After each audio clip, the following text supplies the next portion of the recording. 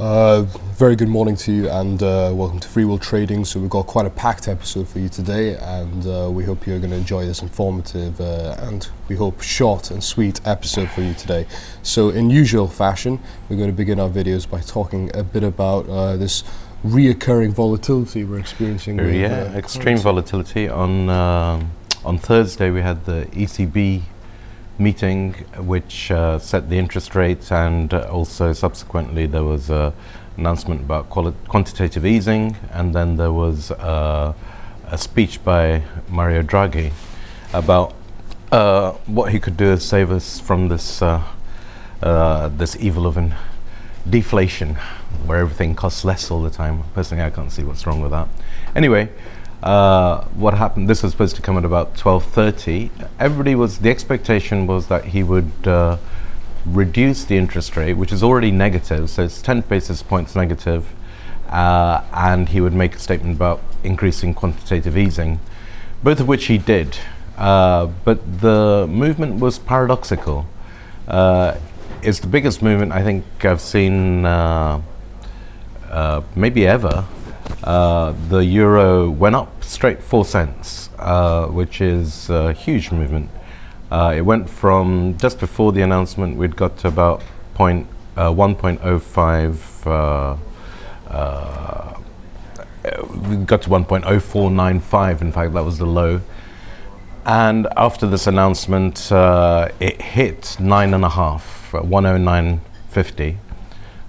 So it's interesting to see where this paradoxical movement came from, because it was pretty much as everybody expected. He reduced interest rates by 10 basis points, and he made a very large budget, which I can't remember, but it's like a gazillion trillion on quantitative easing. So he did pretty much what was expected, but the setup was a bit weird. Just about, I believe it's 7 minutes before the announcement was due to be made, the Financial Times released an article which said that he had decided not to decrease rates at all. How that happened is beyond me, but apparently what they do is they have these, if they're in a situation like this where something happens at a particular time, they have a couple of scenarios set up, they have the article written out, and the only explanation I've seen for this is what they call the fat finger. You press the wrong button. And the wrong article went out just literally 3-4 minutes before the decision was announced, and so I think there was an atmosphere of fear, and because actually I think the explanation of why the money, why this behaved paradoxically, was that an awful lot of money had been put down on the sell euro square. So basically a lot of people were short of the euro. Now FX is a zero-sum game essentially. For every winner there's a loser. And that means it's like when a lot of people put money on a particular square, it's like setting up a huge amount of elasticity to propel this thing back the other way into the region of fear rather than greed.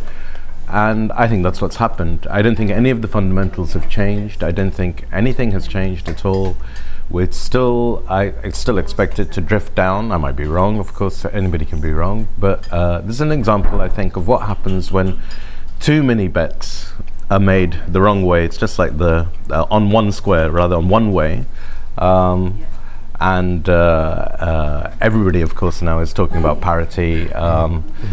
It may not be such a smooth ride down there. Right, okay. And of course, talks about parity extended back to at least 3-4 weeks ago, when Barclays and Goldman Sachs announced that the dollar and euro could some people have been equal. saying it all the way from the start of the year. So it's been a long. I think at the start of the year we were about 125. So I think we were in Cape then, and now we're sort of about, well, we were about 108, 30, 40, something like that. Sure. So that's all slightly scary stuff and fascinating too.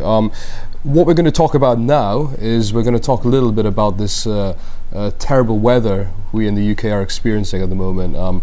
Hurricane Desmond is the name of this crazy weather outside, which has obviously affected electricity and power in many houses in England and certainly in Scotland, and has led to problems with commuting to work and other problems, infrastructural problems. But I'd like to talk about how this relates to the broader development of erratic weather we're experiencing around the world, and if this is something we should be worried about, with relation especially to agricultural production of. Well, yeah, that's right. Right. Firstly, I think the serious destruction to property is in built-up areas, and I think the land pretty much can recover. We do have extreme weather at the moment. Technically, I can't see how it can be related to El Nino, because El Nino is, we're in an El Nino year. El Nino is all about the weather around the Pacific. What's supposed to happen is that in an El Nino strong year, there are droughts in Australia and all the way down the right-hand side, the Americas, the west coast of the Americas, you have more rain. So this is, I don't think, related to that. I think what we have here is a random variation, and we have a problem which is constructing on floodplains, which has been going on in England for a long time. And the other huge disaster, by the way, was rain in Chennai in India, in the south of India, where maybe 1,000 lives have been lost. And this is almost entirely because of illegal or semi-legal construction in an area which floods. There are 7-8 tanks around Madras. It is an area of high rain. Sure. Enough rain apparently fell. I can't believe this is a statistic. Somebody just told me this, but enough rain fell in 2 years, which is the same as the total rainfall of Britain. Right? Ever. What, the average rainfall of Britain fell one day in Chennai. And there's a huge loss of life. I mean, it makes Desmond look pretty tame, okay? Right. But so basically, with relation to we're a dried fruits and nuts company, as you know, but we like to talk about these things to give a little bit of perspective as to what we do. But you can't control the weather. You can't control the weather. But you can control what you do with relation to man-made mechanisms to stop to curtail the effects being. Well, what happens is that, like, bad. Say right now, here's an area in Chennai, or here's an area in Carlisle, which we know floods. Okay, when the rain falls fast enough, and the reason why the rain might be falling so fast. Yeah.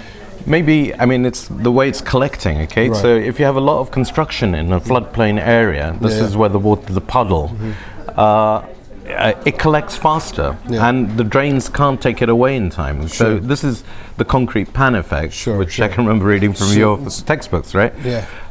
And then what happens is that instead of learning the lesson, what we do is we reconstruct everything there. The first thing we'll do is reconstruct all these homes right in an area.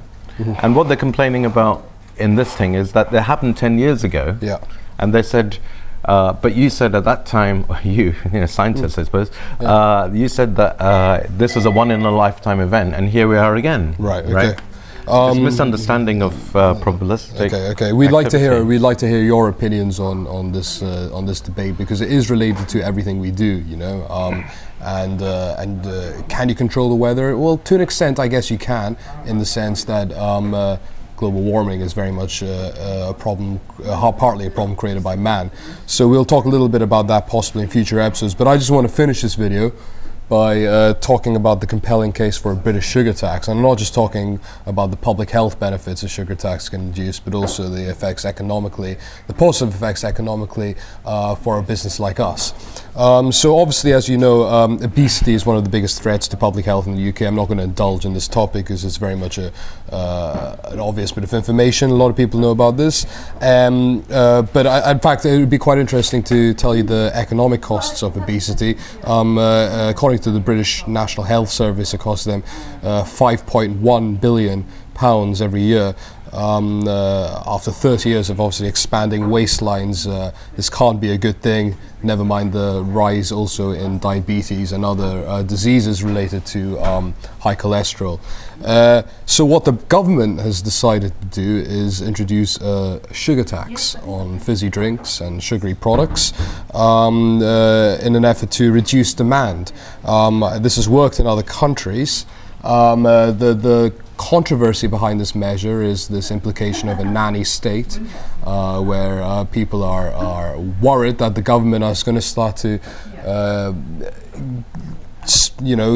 intervene in all aspects of their life, and we're already seeing the development of this kind of Big Brother society. So a lot of people aren't taking this sugar tax too kindly, but it has worked in the past. I think actually this is also part of a rising interest in healthy products, low sugar foods, and still this idea that you can, this truth nevertheless, that you can eat sweet and tasty food and drink sweet and tasty drinks without having to have a lot of sugar in your system. Well, you've hit on a lot of points there. Yeah. The first one is this question of the nanny state, and shouldn't people be able to do this by themselves?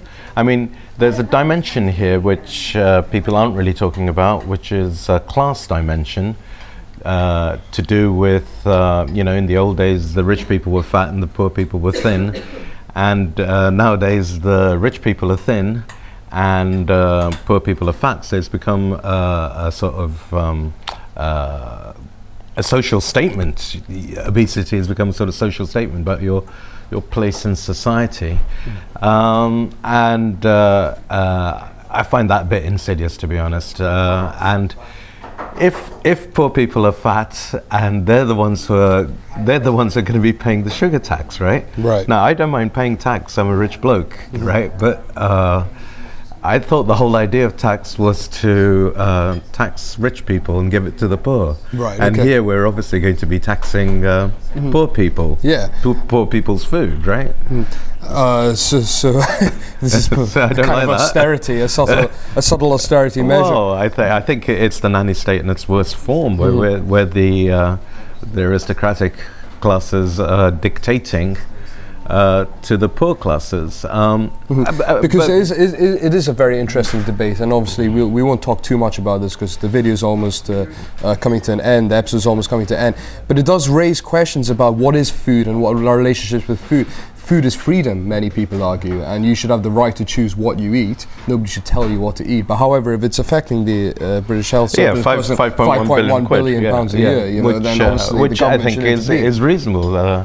Actually, somebody was telling me, Dr. Amit was telling me he had to do an operation on somebody who was really clinically obese, and that he's a bone surgeon, so he was trying to get their bones working, and he had to cut through all this stuff. It's a pain. Anyway, the spin-off from this is good, which is that there'll be more interest in the sugar content, the glycemic index of food. I think the false reaction is to have more of the no added sugar stuff, where basically you put in electrolyzed pineapple juice or apple juice, which is essentially just a sucrose solution. It doesn't matter whether the sucrose comes from sugarcane or whether it comes from apple, it's still that spike of easily assimilable sugar that's going in. I think we'll learn all about this. This will all come out because some of the healthy drinks, so-called healthy drinks, are actually very high in sugar. And also some of the high sugar content drinks are juices. Yeah, exactly. Orange juice, apple right. juice, and all these juices you see in supermarkets have a huge sugar content, Yeah, exactly. like cranberry juice, I think. Yeah. Anyway, so I think we'll all probably educate ourselves a little bit more. What I see around me these days is especially male youth. People are already very aware. Everywhere I go to somebody's house, there's a wee gym which the boy is using. I think the fight back is already well advanced. People are very well aware.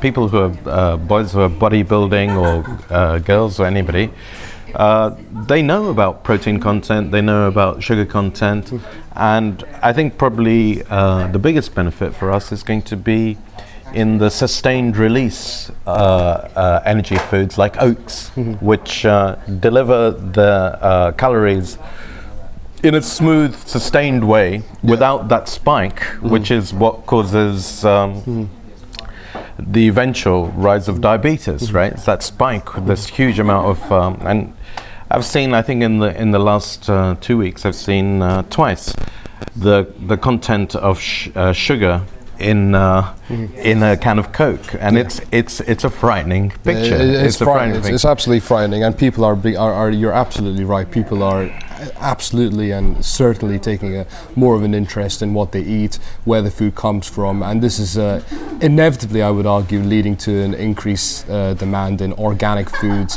health foods, foods like oats, which release a slow release of energy, which make for an excellent breakfast also, and people beginning to realize that because it gives them energy for the rest of the morning and what they're doing. However, possibly you're right. I think maybe a British sugar tax is a bit of a rash decision, and it's kind of like not really dealing with the underlying source of the problem, which is why people decide to eat sugary foods in the first place. And I think a lot of it is spur of the moment because it's tasty. Like, you're driving on the highway and you see the yellow M. You stop. So there's very many factors which are involved in this decision. The reason why sugars and fats turn up in so many ready meals, etc., is because they're cheap. Sugar's like 500, 600 quid a ton. Sure. And nuts are like 4 grand a ton.